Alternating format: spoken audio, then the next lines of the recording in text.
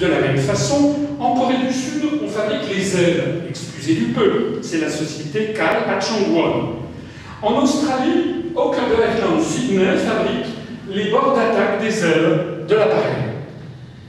Au Japon, 6 entreprises assurent la conception et la fabrication de l'empennage arrière, je rappelle la queue, les pneus, les fibres de carbone pour le pont supérieur, les portes de soute, etc.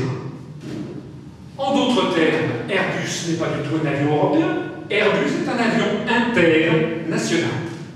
Au fait, quel rôle joue la Commission européenne et les instances de l'Union européenne dans Airbus? Réponse, aucun rôle à aucun moment.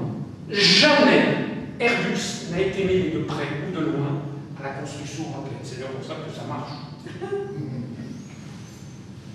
Combien y a-t-il d'entreprises qui participent à la réalisation d'Airbus A380 en Bulgarie? 0. À Chypre, 0. Au Danemark, 0. En Estonie, 0. En Grèce, 0. En Hongrie, 0. En Irlande, 0. En Lettonie, 0. Au Luxembourg, 0. En Lituanie, 0. À Malte, 0. Au Portugal, 0. En Roumanie, 0. En Slovaquie, 0. Voilà la vérité. Airbus n'a strictement rien à voir avec l'Europe.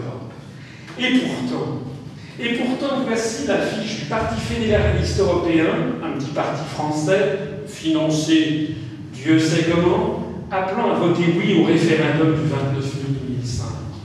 L'Europe, c'est ça, vous en voulez encore plus voter oui. Est-ce que vous mesurez l'univers de mensonges généralisés dans lequel nous baignons collectivement?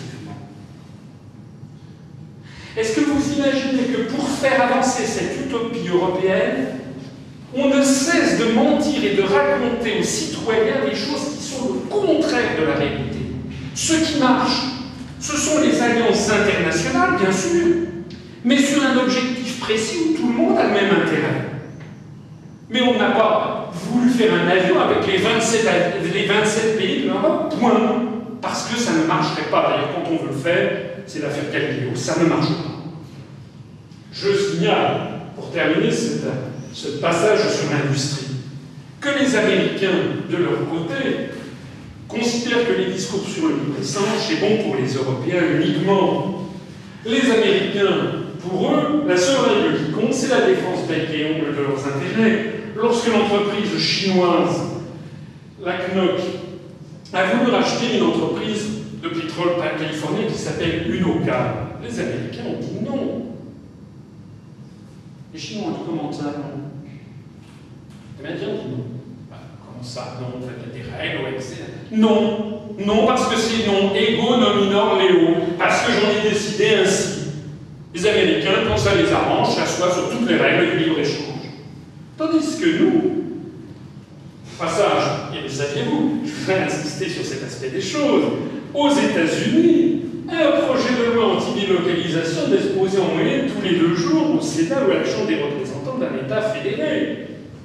Figurez-vous que les États fédérés prennent des mesures pour contrer les délocalisations vers d'autres États américains.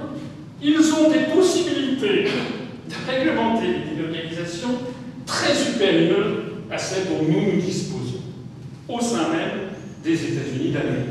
Parce que nous, pendant ce temps-là, qu'est-ce qui se passe? Eh bien, l'industrie européenne se bat d'interdire toute protection par la Commission, notamment par Mme Nelly Kroes, commissaire néerlandaise de la concurrence, et au passage ancienne lobbyiste de l'avionneur militaire américain Lockheed. Et les mauvaises langues précisent, avec des liens plus ou moins avérés avec la paix internationale. Lorsque M. Dominique de Villepin, en septembre 2005, a voulu prendre un décret en parlant de patriotisme économique pour lutter contre les OPA hostiles, eh bien, Mme Kroes, qui a beaucoup plus de pouvoir qu'un Premier ministre français, a traversé la Manche, elle était à Londres à ce moment-là, et elle est venue voir le Dominique de Villepin en disant qu'il n'y en a pas question. Nous ne pouvons pas nous permettre d'être complaisants face à la résurgence actuelle de la rhétorique protectionniste. Le risque est à la fois réel et urgent. Confrontés à une perte de confiance collective, certains politiques sont prompts à rechercher des appuis faciles en préconisant des politiques régressives de repli sur soi. Ils veulent protéger les champions et les marques nationaux ou même européens des assauts du marché mondial pour relancer les canard boiteux de l'industrie. M. Dominique de Villepin, son décret, on l'a mis au panier.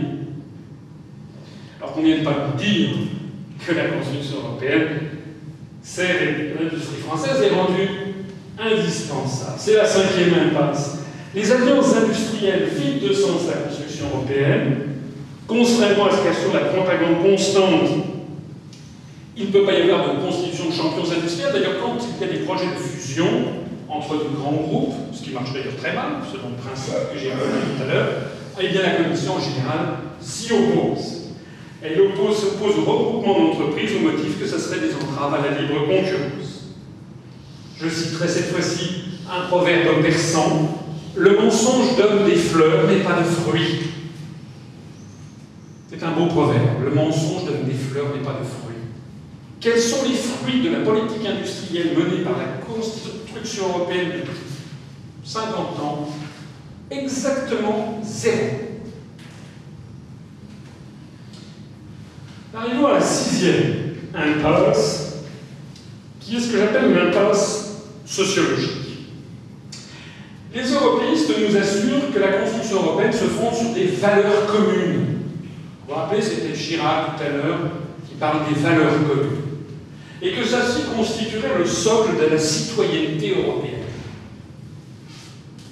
Et donc, si vous êtes contre l'Europe, c'est que vous seriez mal embouché, parce que vous n'auriez pas compris qu'on a des valeurs communes et que finalement, vous seriez xénophobe. C'est ça, en gros, que ça veut dire.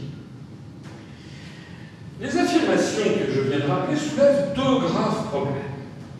Le premier, c'est un problème de philosophie politique.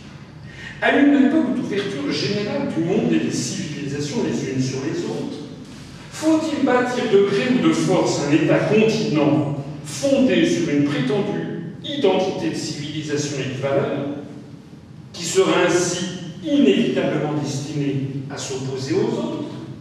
Ou faut-il au contraire enseigner que l'humanité entière forme une seule famille, que nous devons aimer et respecter l'ensemble des civilisations de la planète, et que la solidarité ne peut que s'exercer dans un cadre mondial?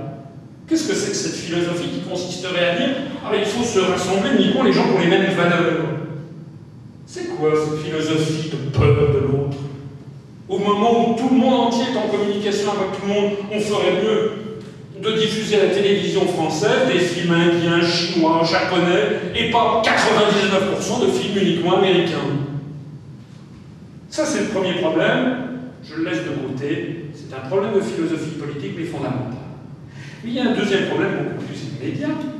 C'est un problème de réalité. Est-ce que c'est vrai, au fait, que les Européens ont les mêmes valeurs? Est-ce que c'est si vrai que ça? On va prendre quelques exemples dont personne ne vous parlera.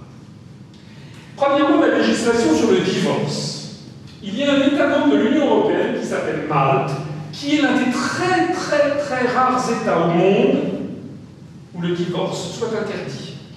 Il n'y en a pratiquement plus à la surface de la planète. Il y a le Vatican, c'est une plaisanterie, et Malte. La législation sur l'interruption volontaire de grossesse. Voici une carte qui a été faite où on a mis de façon colorée les législations par grand type de législation selon les pays du monde. Pour aller simple, qu'est-ce que l'on en tire comme conclusion?